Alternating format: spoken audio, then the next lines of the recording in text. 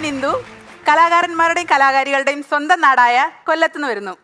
സത്യം പറയാമല്ലോ പിള്ളേരെ, കഴിഞ്ഞ 3-4 എപ്പിസോഡ് കഴിഞ്ഞതിന് ശേഷം ഭയങ്കര ദാരിദ്ര്യമാണേ. വീട്ടിലല്ല, കണ്ടന്റിന്. അങ്ങനെ ഞാനിങ്ങനെ കണ്ടന്റും ആലോചിച്ച് പറമ്പിക്കട തെക്ക് വടക്ക് തേരാപ്പാര നടന്നപ്പോൾ ഉണ്ടല്ലോ, നമ്മുടെ ന്യൂട്ടൻ്റെ തലയിൽ ആപ്പിള് വീണില്ലേ, അതുപോലെ എൻ്റെ തലയിൽ ഒന്നും വീണില്ലടേ. പിന്നെ ഒരു ഐഡിയ കിട്ടി, എന്നെക്കുറിച്ച് തന്നെ അങ്ങ് പറയാമെന്ന്. പിന്നെ ഒന്നും പറയണ്ട, എന്നെക്കുറിച്ചല്ലേ. ഇല്ല, പാവയ്ക്ക് കീ കൊടുത്താണെ കൊണ്ടല്ലോ, ഞാൻ ചറപറ ഓടി നടന്നങ്ങ് എഴുതി. പിന്നെ ഒടുക്ക എഴുതിയിട്ടും തീരുന്നില്ല. അവസാനം ഇത് കണ്ടോണ്ട് വന്ന എൻ്റെ കെട്ടിയവൻ, എൻ്റെ മോളെ നീ അവിടെ നിന്ന് ഡാൻസ് കളിക്കുന്നതൊക്കെ കൊള്ളാം, ഉച്ചയ്ക്ക് കഴിക്കാൻ ഞാൻ പുറത്തുനിന്ന് ഫുഡ് വാങ്ങിച്ചു തരുമെന്ന് നീ വിചാരിക്കേ വേണ്ട, വേണമെങ്കിൽ അടുക്കളയിൽ കയറി ഉണ്ടാക്കിക്കോളാൻ. അതോടുകൂടി എൻ്റെ കീ കൊടുത്തില്ല പാവ കാറ്റഴിച്ചു വിട്ട ബലൂൺ പോലായി. എന്നാലും ഞാൻ തോറ്റു കൊടുത്തില്ല. അപ്പം എന്നെക്കുറിച്ച് പറഞ്ഞു തുടങ്ങുകയാണ് കേട്ടോ. അപ്പം നിങ്ങളാരും വിഷമിക്കേണ്ട, കൂട്ടത്തിൽ ഞാൻ നിങ്ങളെയും കൊണ്ടുപോകും. ഈ വിഷമൊക്കെ ഇട്ട് വന്നാൽ അതിനങ്ങ് നമുക്ക് 90കളിലേക്ക് പോകണം. എവിടെ? അല്ലാതെ മസനഗുടി വഴി ഊട്ടിക്കല്ല. അപ്പോൾ ഈ 90കളിൽ പോകുമ്പോൾ നിങ്ങളും എൻ്റെ ഒപ്പം വരണമെന്ന് പറഞ്ഞാൽ എന്തിനാണെന്നറിയാവോ?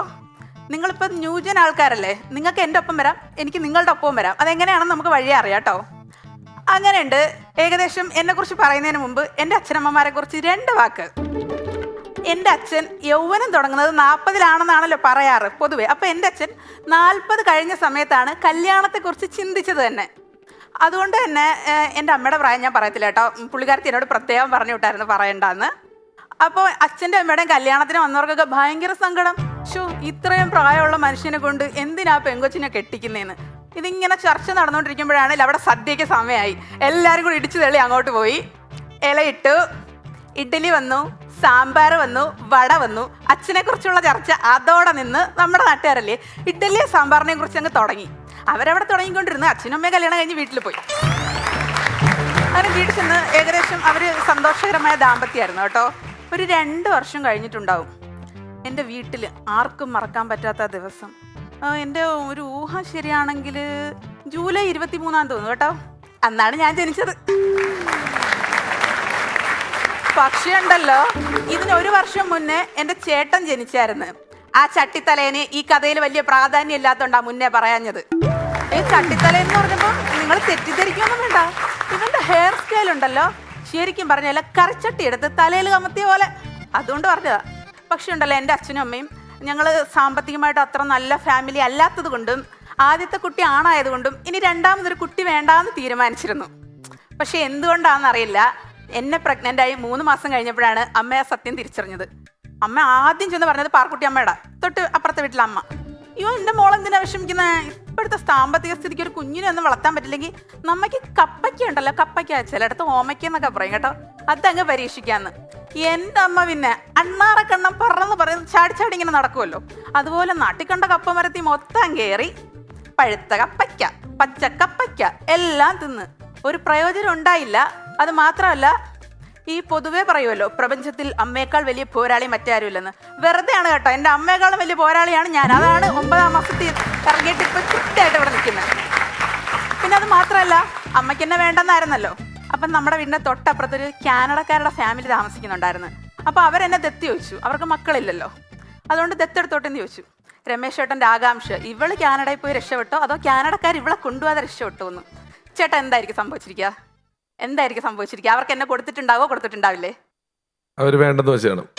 അതാണ് മനസ്സിലിരിക്കുക. അതുപോലെ തന്നെ അവരല്ല പക്ഷെ വേണ്ടെന്ന് വെച്ചത് എൻ്റെ അമ്മച്ചി, എൻ്റെ പൊന്നമ്മച്ചി തരുത്തില്ലെന്ന് പറഞ്ഞ് കൂട്ടത്തിലൊരു ഡയലോഗും, അതെ സാമ്പത്തികം ഒന്നും ഇല്ലെങ്കിലേ കാക്കയ്ക്കും തൻകുഞ്ഞ് പൊൻകുഞ്ഞല്ലേന്ന്. ഈ പൊൻകുഞ്ഞിനെ വളർത്തിയ കഥ നിങ്ങൾ കേൾക്കണം. അവിടെയാണ് നിങ്ങൾ ഞാനും തമ്മിലുള്ള വ്യത്യാസം വരാൻ പോകുന്നത്. നിങ്ങളൊക്കെ ജനിച്ച സമയത്തുണ്ടല്ലോ, നിങ്ങളുടെ അച്ഛനും അമ്മയൊക്കെ ഈ 28 കെട്ടുണ്ടല്ലോ, നൂലുകെട്ട്, ചരട് കെട്ട്, അങ്ങനത്തെ സംഭവം നിങ്ങളുടെയൊക്കെ വീട്ടിൽ അടിയായിരുന്നിരിക്കും.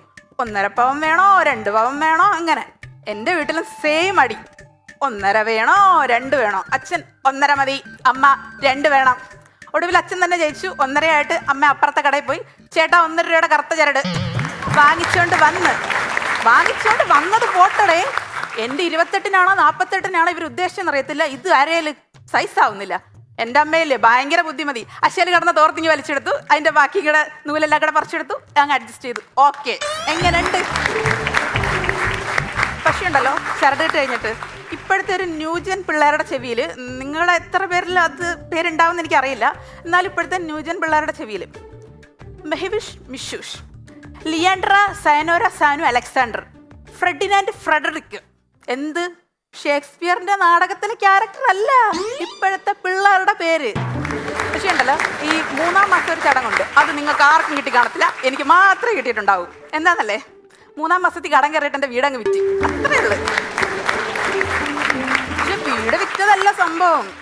അപ്പോഴും വന്ന് നമ്മുടെ പാർക്കുട്ടിയമ്മ, എന്താ ഈ കൊച്ചിന്റെ ജന്മസമയം ശരിയല്ല കേട്ടോ, നാള് ശരിയല്ല, അല്ലാതെ എന്റെ തന്തപ്പടി 7-8 കൊല്ലം മുന്നേ കടം വാങ്ങിച്ചുണ്ടാക്കിയാൽ അവർക്ക് ഒരു കുഴപ്പമില്ല, 3 മാസം മുന്നേ വന്ന എന്റെ കുഴപ്പമെന്ന്.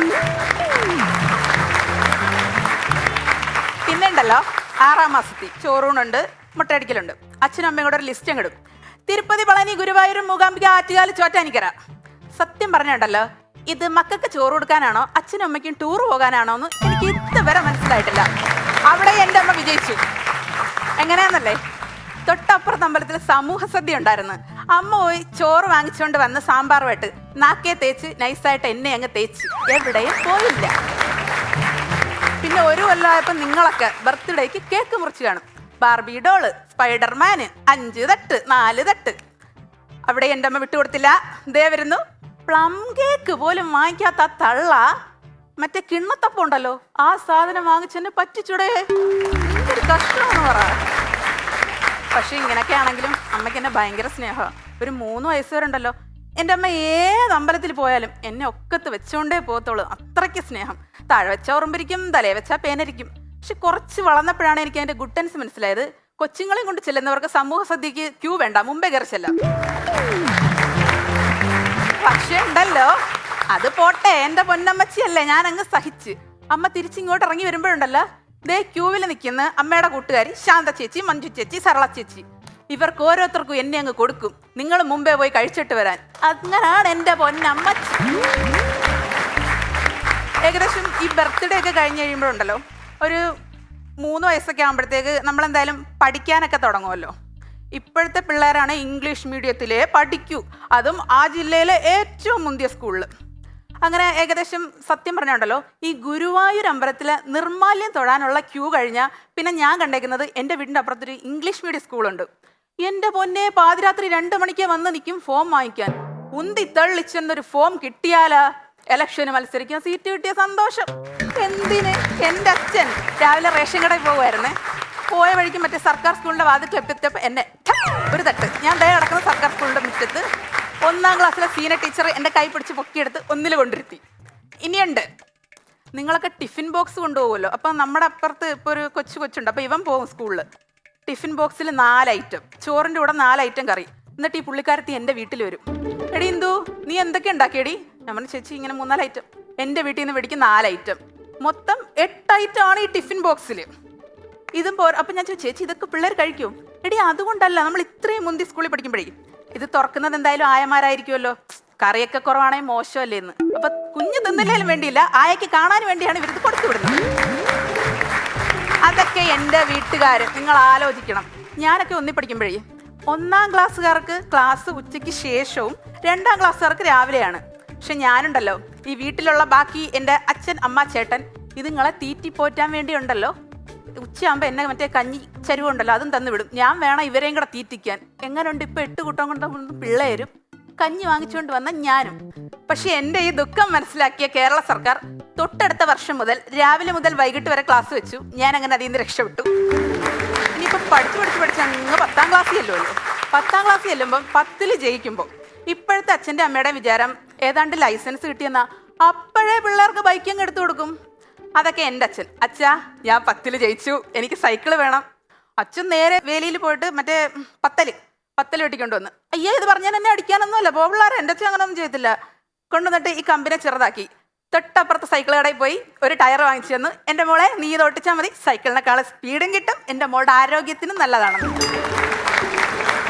പിന്നെ എൻ്റെ ഈ ഇത്രയും സ്കൂൾ ജീവിതത്തിനിടയിൽ എനിക്ക് മറക്കാൻ പറ്റാത്ത ഏറ്റവും സന്തോഷമുള്ള ഒരു ദിവസം എന്ന് പറയുന്നത് ദുഃഖ വെള്ളിയാഴ്ചയാണ്. അതെന്താ കാരണം എന്ന് വെച്ചാൽ, എൻ്റെ കൂട്ടുകാരി മഞ്ജു ആണ്, പുള്ളിക്കാരത്തി ക്രിസ്ത്യനാണ് കേട്ടോ. അപ്പോൾ ഈ ദുഃഖ വെള്ളിയാകുമ്പോൾ പറയും, എടി ഈസ്റ്ററാണ് വരുന്നത്, അങ്ങ് വീട്ടിൽ വരണേ. പിന്നല്ല, ആകെ കൂടി വർഷത്തിൽ ഒരു ദിവസമാണ് നല്ല ഫുഡ് കഴിക്കുന്നത്, നമ്മളത് മിസ് ചെയ്യുമോ? പോവും. അങ്ങനെ അതാണ് എൻ്റെ ഈസ്റ്റർ ഓർമ്മ. പക്ഷേ ഇപ്പോഴും ഈസ്റ്ററിനെ കുറിച്ച് ഓർമ്മിപ്പിക്കുന്ന ചില ആൾക്കാർ എൻ്റെ നാട്ടിലുണ്ട്. ഞാൻ ഇങ്ങോട്ട് പ്രോഗ്രാമിന് വരുമ്പോൾ എവിടെ പോന്ന്, ഞാൻ പറഞ്ഞു പ്രോഗ്രാമിന് പോന്നു. ചെല്ല് അപ്പം നാളെ സിനിമാ നടിയായിട്ട് വരുമെന്ന്. അപ്പം ഞാൻ ആദ്യമൊക്കെ എനിക്ക് ഭയങ്കര വിഷമമായിരുന്നു കേട്ടോ. ഇപ്പം ഞാൻ തിരിഞ്ഞു നിന്നിട്ട് പറയേ, അതെ ദുഃഖവെള്ളിയാണെങ്കിൽ, ഇന്ന് എൻ്റെ ദുഃഖവെള്ളിയാണെങ്കിൽ നാളെ കഴിഞ്ഞ ഈസ്റ്റർ വരുമല്ലോ, അതുപോലെ ഒരു ഈസ്റ്റർ എനിക്ക് ഉണ്ടാകും കേട്ടോ.